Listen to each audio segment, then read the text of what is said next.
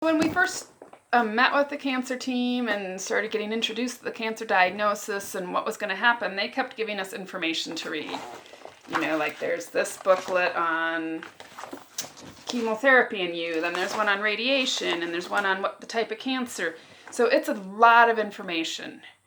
And these booklets actually were really helpful. I didn't read them. I should have read them better in the beginning, and he should have as well, so that we'd both know where to find information better, because you're in the middle of things and it's like, oh my God, he might have an infection. Well, what is a way to help it? Then you need to look at this page. Appetite changes. How can we help him? Because especially with the cancer he had, it was in the throat and the mouth, and you lose your taste buds. So what are some ways we can help get him to keep eating even though he can't taste the food? So there was a lot of good resources in these booklets. It's just a lot of information. And then we also got handouts and file folders, and he goes to the physical therapist to try and keep the muscles in his neck working, and we get information from them. So we kind of needed a system, so we just did an accordion file, and we just kind of kept it all in there, so we could find it when we needed to research it and look stuff up. Like, you know, a little constipation management plan. That's just a big part of chemo. Dental care, because for his radiation treatments, we're hitting part of your throat and up here, so that really affects your teeth. So there's all kinds of dental care he has to do for his teeth for lifelong. There's nutrition tips. So it was really, you know, hard to keep track of everything. There's fatigue during cancer tips. So we used this accordion, and it sat out in the middle of the living room because we were using it constantly. And then we also did make a page with all of their important phone numbers. That was the most important sheet ever. So we just listed on here the radiation doctor, then there's the oncology doctor, and they both have physician's assistants, and they both have nurses. But you need to make sure you find out which is the main person you call when you have a triage question or a question about a side effect or he's not feeling well. And so we kind of highlighted that one. The main one to call was this person, and then she could help us figure it out, because you're dealing with so many different doctors.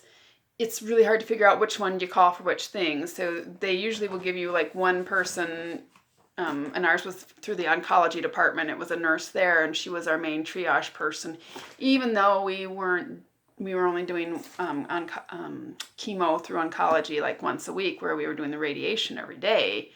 But she was our main triage person. So figuring that out is a lifesaver. So make sure you have that. And also on the weekends, they usually have the infusion room open, and that's where you can go get the fluids and things like that. And that's a good thing to know, because getting dehydrated is a big problem.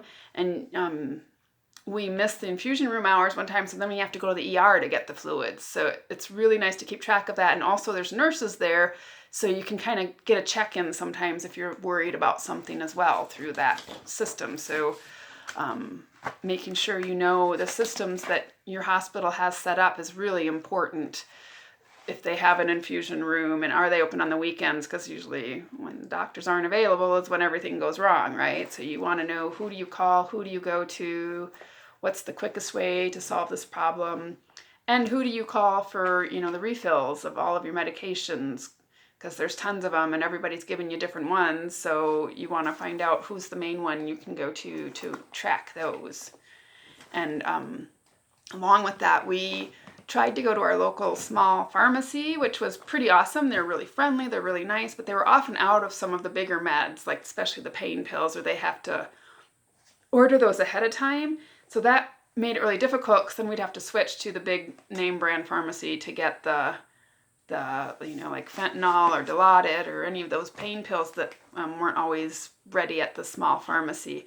So I think in the future, if we had done this again, which God, we won't, but I would have just gone to the big pharmacy to begin with. We have a Fred Meyer here. They have all of the drugs. So it would have just been easier to keep track of everything if you just go to the one pharmacy and just start with that one and stick with it. And usually there's apps that you can go to and look at and see which medicines have been prescribed, which ones are ready, side effects, that kind of stuff on the apps. It makes it a lot easier than having to call them all the time trying to figure out which medicine you need, which one's running out. And yeah.